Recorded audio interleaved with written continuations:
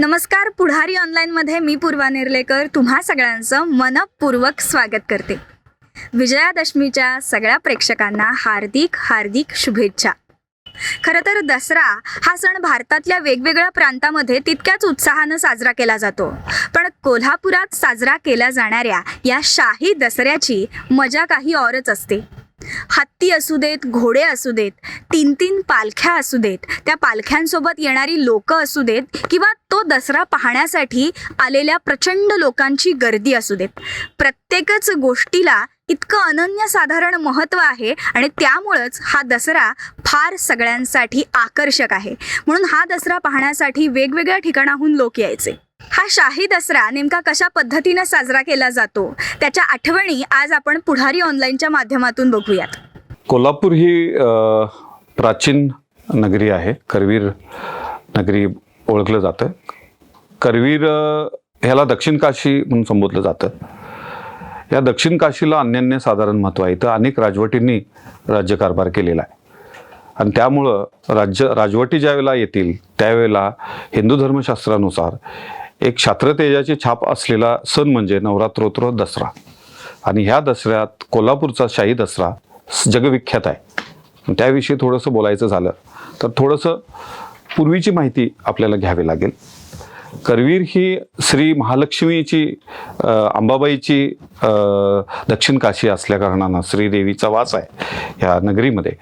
त्यामुळं श्री रंकभैरव जो करवीरचा कोतवाल आहे याचा देखील दसरा पूर्वापार चालत आलेला आहे करवीर नगरीमध्ये आणि जो आजही चालू आहे. फार कमी लोकांना माहिती असेल. रंकभैरवाची पालखी ही दसऱ्या दिवशी दुपारी रंकभैरव मंदिरातून प्रस्थान होते शिलंगणाकरिता आणि ती मिरजकर टिकटी मार्गे पाण्याच्या खजिना आणि गंजीमाळाला जाऊन तिथे एक सदर आहे गंजीमाळाला, कोल्हापूरच्या गंजीमाळावर तिथे सदरेवरती विराजमान होते.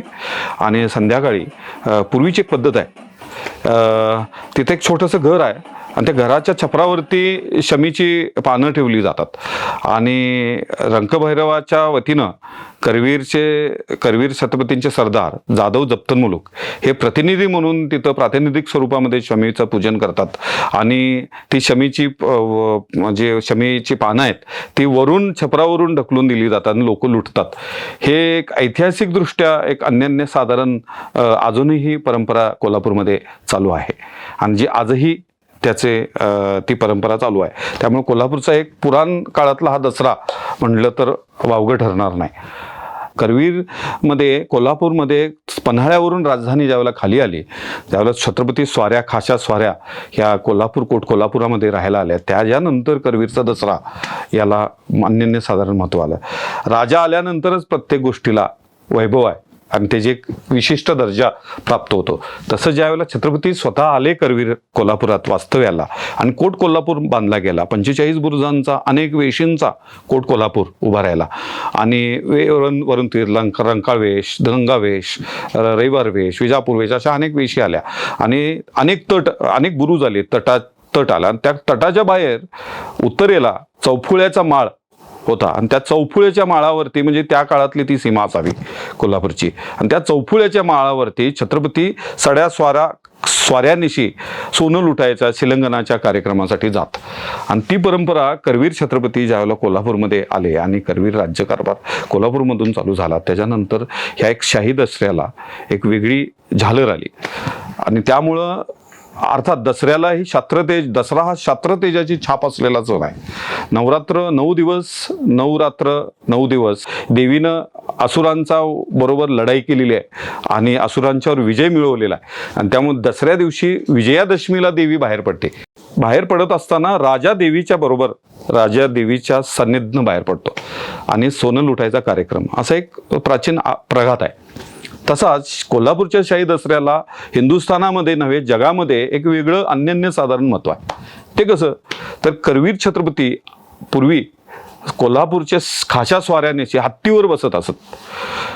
करवीरचे सेनापती करवीर राज्याचे जे सेनापती होते आणि आजही त्यांना मानलं जातं ते कापशीकर घोरपडे हे जरीपटका मराठ्यांचा घेऊन एका हत्तीमध्ये खवाच खाण्यामध्ये बसून पहिला लवाजमाची सुरुवात त्यांच्या हस्ते होत असे. ते स्वतः मरीट जरीपटका हत्तीवर बसून घेऊन जुन्या राजवाड्यातून भवानी मंडपातून बाहेर पडत असत. आणि तदनंतर अनेक करवीरचे खाती असतील ती लवाजमा बाहेर पडत असे आणि स्वतः राजा म्हणजे छत्रपती, ज्याला आम्ही हुजूर स्वारी म्हणतो, स्वतः हुजूर स्वारी अंबारीत विराजमान होऊन ही शिलंगणास बाहेर पडत असत. हुजूर स्वारींच्या मागं मोर्चेल धरून बसायचा मान हा सरदार गायकवाड घराण्याला आहे, ज्यांना राव विश्वासराव किताब आहे आणि जे आजही करवीर छत्रपतींच्या हुजूर स्वारी बरोबर आजही मेबॅक कारमध्ये त्यांचे वंशज येत असतात दसऱ्यामध्ये. तर हुजूर स्वाऱ्या स्वतः दसऱ्याच्या त्या काळात चौफुल्याच्या माळावरती जात आणि तिथं शमीपूजनाचा मोठा कार्यक्रम होत असे आणि सोनं लुटलं जात असे. आणि हा मराठीशाहीतला प्रघात जो चालू झाला तो तदनंतर आजपर्यंत तो चालूच आहे. तदनंतर ब्रिटिशांच्या आमदनीमध्ये करवीर राज्याचे तत्कालीन छत्रपती राजर्षी शाहू महाराजांच्या कारकिर्दीमध्ये याला एक वेगळी ऑर्डर आली, म्हणजे एक लवाजम्याला एक वेगळं स्टँडर्ड आलं आणि ते स्टँडर्ड विलोभनीय आहे. हे फार कमी लोकांना माहिती आहे. करवीर छत्रपती स्वतः हुजूर स्वारी अंबारीत विराजमान होत असत.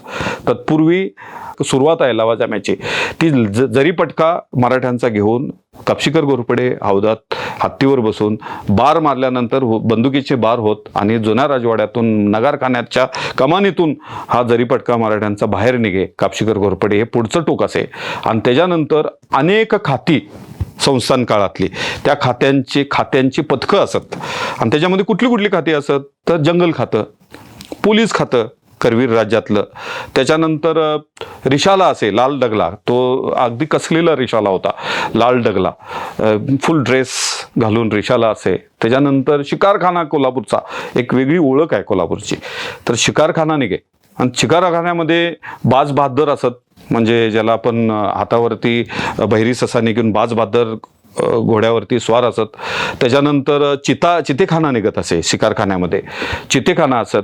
काही शागोस असत, शागोश लिंक्स कॅरॅकल्स इंग्लिशमध्ये म्हणतात त्याला. असा एक मोठा जामानिमा करवीर छत्रपतींचा निघत असे. आपण कल्पना करू शकत नाही, एक मोठं वैभव, राजाचं वैभव मला सांगताना पण गदगदल्यासारखं होत आहे. वैभव निघत आहे आणि अखंड जनता ते राजाचं वैभव बघायला असे तुटून पडत असेल आणि राजा त्यावेळेला लोकांचे मुजरे घेत राजवाड्यातनं बाहेर पडत आणि ललकारे फुटत बंदूक बालदारांची बार होत आणि अशा पद्धतीने एक मोठा धडाका दसरा चौकात, आजचा जो दसरा चौक पूर्वीचा त्याला चौफुल्याचा माळ म्हटला असे, आज दसरा चौकाच्या पुढेही शहर गेलेला आहे. किंबहुना शहराला दसरा चौकाला विळखा शहरानं दिलेला आहे. त्यामुळे दसरा चौकात हा संपूर्ण जामानिमा येत आहे आणि त्यावेळेला ललकाऱ्या फुटत, म्हणजे त्याचं एक वेगळं हे आहे त्याचा. आणि डेरे पडत असत दसरा चौकामध्ये, डेरे जुन्या काळात डेरे असत. त्या डेरे दाखल छत्रपती खाशा सड्या स्वाऱ्या हुजूर स्वाऱ्या उतरत असत. तत्पूर्वी महाभवानीची पालखी लवाजम्याबरोबरच असे आणि अंबाबाईची श्रीदेवी अंबाबाई गुरु महाराजांच्या पालख्या ज्यावेळेला विराजमान झाल्यानंतर, ज्या पूजा अर्चा महाआरती झाल्यानंतर ललकारे फुटल्यानंतर सोनं लुटलं जाई आणि करवीर छत्रपती जनतेस सोनं देत आणि तदनंतर संस्थानात जात खाली पंचगंगे घाटाला. तिथं संस्थानातून मग ते जुन्या राजवाड्यात येत सदर होईल. जुन्या राजवाड्याचे महाभवानीला आणि करवीरचे तख्त आहेत तिथं, त्या तख्तांना सोनं नजर केल्यानंतर, पेश केल्यानंतर, मानाचे मुजरे झाल्यानंतर छत्रपती सड्या स्वाऱ्या परत आपल्या निवासस्थानी नवीन राजवाड्यावरती विराजमान परत निघतात. हे करत असताना जो स्टँडर्ड पूर्वीचा होता तोच काही अंशी आत्ताच्या घडीला देखील आजच्या राजघराण्यांना आणि करवीरच्या जनतेनं आणि दसरा महोत्सव समितीच्या माध्यमातून हा दसरा जीवापाड जपला गेलेला आहे. तर याची ख्याती संपूर्ण विश्वामध्ये आहे. आजही करवीरचे विद्यमान छत्रपती श्रीमंत छत्रपती शाहू महाराज यांना हुजूर स्वारी स्वतः विंटेज मेबॅक कारमधून, जी जर्मन मेक आहे, मेबॅक कार विंटेज आहे, जिला हिटलर्स रोल्स म्हटलं जातं, तिच्यामध्ये बसून स्वतः युवराज महाराज कोल्हापूरचे, संभाजीराजे, महाराज कुमार श्रीमंत मालोजीराजे, युवराज कुमार श्रीमंत शहाजीराजे, श्रीमंत राजकुमार यशराज राजे, ह्या स्वाऱ्या हुजूर स्वाऱ्या स्वतः सगळ्या स्वाऱ्या मेबॅकमधून येतात दसरा चौकामध्ये आणि तदनंतर आल्यानंतर त्यांच्या इशाऱ्याच्या फैरी झाडल्या जातात. बंदूक बालदार बार मारतात आणि ललकाऱ्या फुटतात. होशियार, हलके, आस्ते आस्ते. तदनंतर ढाल आहे तिथे एक मोठी दसरा चौकामध्ये ढाल उभी राहते. ढाल म्हणजे निशाण आहे ते मराठेशाहीचं मोठाचा मोठा भगवा ध्वज जो हिंदुस्थानात तुम्हाला कुठं बघायला मिळणार नाही. तो ध्वज आजही दसऱ्याच्या वेळेला उभा केला जातो तिथं. हे फार कमी करवीरकरांना माहिती असेल, लोकांना माहिती असेल. तो ध्वज उभा केला जातो. त्या ध्वजाच्या शेजारीच करवीर छत्रपती गाडी उतरते. फार त्याच्यानंतर एक ललकरी फुटते. होशियार, इलाही दौलत दिलावरी जादा रहे, हर मैदान बोलबाला रहे, महाराज छत्रपती हिंदू पद पातशाह ललकरी फुटते. आणि त्याच्यानंतर करवीर छत्रपती स्वतः कोल्हापूर पोलीस बँड समोर येऊन छत्रपती सल्यूट स्वीकार करतात. छत्रपती सल्यूट म्हणजे कोल्हापूरचं राज्यगीत आहे. त्या राज्यगीताला अनन्य साधारण महत्व आहे. त्याचे बोल आहेत, हे जगदीश्वर जगदंबावर. हे करवीरचा पोलीस बँड जो आहे तो वाजवतो आणि आजही ती दोन वाजवली जाते. आणि तदनंतर आलेल्या मान्यवरांना भेटून ते विराजमान होतात. त्यावेळेला एक ललकारी आहे, होशियार, दो तरफा निगाह फरमा के, बरमिना बरमेशू बरमे कदम बर आखे, बर बुलंदी बर बोला, महाराज छत्रपती हिंदू पद पातशाह. ताकद आहे या सगळ्या ललकारींमध्ये. तर ललकारे झाल्यानंतर सत्के वगैरे होतात आणि एक विधी होतो आणि शमीपूजनाकडं महाराज स्वाऱ्यांना बोलवलं जातं. शमीपूजनाचं पूजन होतं. छत्रपती स्वतः श्रीमंत शाहू छत्रपती महाराज आमचे जे अधिपती आहेत करवीरकरांचे, ते स्वतः पूजन करतात आणि त्याच्यानंतर इशाऱ्याच्या तोफा बंदुका बार उडले जातात आणि एकच करवीरकर, सगळे कोल्हापूरकर दसऱ्याचं सोनं लुटायला लुटतात. एकच गर्दी करतात आणि सोनं लुटलं जाते. सगळ्यांना सोनं दिलं. तत्पूर्वी दसरा चौकामध्ये शामियानामध्ये विराजमान जे असतात ते आधुनिक काळामध्ये लोकशाहीच्या कारकिर्दीमध्ये दसरा महोत्सव समिती जी छत्रपती देवस्थान ट्रस्टतर्फे चालू जाते, छत्रपतींच्या मार्गदर्शनानुसार श्रीमंत युवराज महाराज कोल्हापूर अंबाजीराजे याच्यावरती देखरेख करून असतात आणि सगळं छत्रपती परिवार. तर यांच्या मार्गाने दसरा महोत्सव समितीच्या माध्यमातून अनेक लोकप्रतिनिधी, सनदी अधिकारी, बऱ्याच खात्यातले प्रमुख, प्रत्येक समाजातले घटक आणि त्याचबरोबर सरदार, दरकदार, जहागीरदार यांचे वंशज यांना निमंत्रण पत्रिका दिली जाते आणि त्यांच्या प्रोटोकॉलप्रमाणे ते विराजमान होतात. आणि काही पारंपरिक वेशभूषेमध्ये जुन्या घराण्यांचे वंशज, करवीरच्या शाही घराण्यांचे म्हणजे इनामदार, जहागीरदार, सरदार घराण्यांचे वंशज येतात आणि ते एक वेगळं वलय आहे त्या गोष्टीला. आणि सोनं लुटल्यानंतर स्वाऱ्या स्वतः परत जातात नव्या राजवाड्यावरती आणि लवाजमा तसाच तो संस्थानात जातो. खाली संस्थान आहे पंचगंगा नदी तीरी. संस्थानामध्ये सर्व छत्रपतींच्या पूर्वीच्या समाध्या आहेत आणि त्या समाध्याच्या तिथं लवाजमा जातो, विराजमान. तो जात असताना देखील राजर्षी शाहू महाराजांनी प्रघात पाडला आहे. तो लवाजमा जात असताना तो सिद्धार्थनगरमधून जातो. लवाजमा सिद्धार्थनगरमध्ये लोक रांगोळ्या काढून त्यावेळेला लवाजमाची वाट बघतात आणि तो तसा खाली दसरा चौकातून सिद्धार्थनगरमधून तो लवाजमा खाली संस्थानात विराजमान होतो. तत्पूर्वी मला सांगायचं आहे आपल्याला की संस्थानात रंकोबाची पालखी अगोदर येऊन थांबते तिथं, सदरेवरती विराजमान होते आणि श्रीदेवी अंबाबाईची पालखी सदरेवर विराजमान होते आणि अंबाबाईस रंकोबाकडून खानावटीची ओटी भरली जाते. हे फार एक वेगळं भावनिक एक परंपरा आजही चालू आहे. आणि अंबाबाई नंतर तिथून उठल्यानंतर रंगभैरव आपापल्या देवळात जातात अंबाबाई च्या लवाजमा गेल्यानंतर आणि छत्रपती सोनं देतात.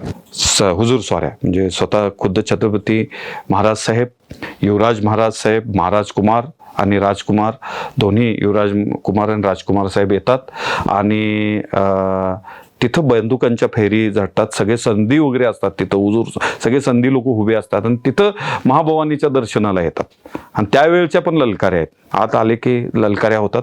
ललकाऱ्यांचं एक वेगळी वलय तयार होतं त्या ललकाऱ्यांच्यामुळं.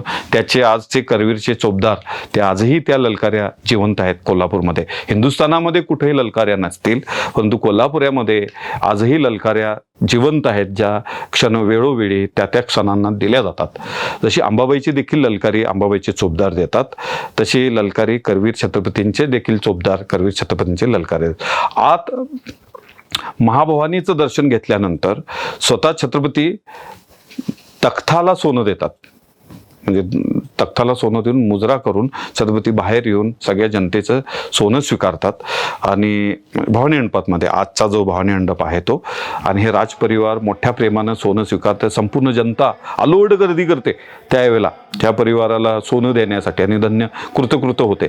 आणि त्याच्यानंतर राजपरिवार स्वतः खुद्द हुजूर स्वारी म्हणजे श्रीमंत छत्रपती शाहू महाराज, युवराज महाराज संभाजीराजे, खासदार साहेब, महाराज कुमार मालोजीराजे, युवराज कुमार शहाजीराजे, युवराज राजकुमार यशराज राजे, ह्या स्वाऱ्या स्वतः परत नव्या राजवाड्यावर जातात आणि तिथं मग काही आपले परत लोक राहिलेले असतील ते येऊन तिथं सोनं देतात. आणि अशा प्रकारे सायंकाळी कोल्हापूरच्या शाही दसऱ्याचा समारोप होतो. करवीरचे लोकराजे श्रीमंत राजर्षी शाहू छत्रपती महाराज यांच्या नंतर त्यांचे उत्तराधिकारी हिज हायनेस लेफ्टनंट कर्नल श्रीमंत राजाराम छत्रपती महाराज साहेब यांनी देखील या दसऱ्याला एक वेगळा दर्जा मिळवून दिला. छत्रपती राजाराम महाराजांच्या नंतर करवीरचे शेवटचे अधिपती his highness major general sir Shahaji Chhatrapati Maharaj यांच्या कारकिर्दीत देखील दसऱ्यानं उंची गाठली. करवीर राज्य 1949ला भारतामध्ये विलीन झाल्यानंतर देखील दसऱ्याचा शाही वैभव मोठ्या प्रमाणात आपल्याला पाहायला मिळत होतं. तदनंतर आजच्या घडीला सध्याचे विद्यमान करवीर नरेश श्रीमंत शाहू छत्रपती महाराज यांच्या उपस्थितीमध्ये, यांच्या मार्गदर्शनाखाली दसरा महोत्सव समिती कोल्हापूर यांच्या माध्यमातून हा शाही दसरा जोपासला जातोय आणि मोठ्या प्रमाणामध्ये त्याला ऊर्जित अवस्था आलेली आहे. खऱ्या अर्थानं हा एक लोकांचा सोहळा, लोकसोहळा म्हटला तरी काय वावगं ठरणार नाही असं मला वाटतं.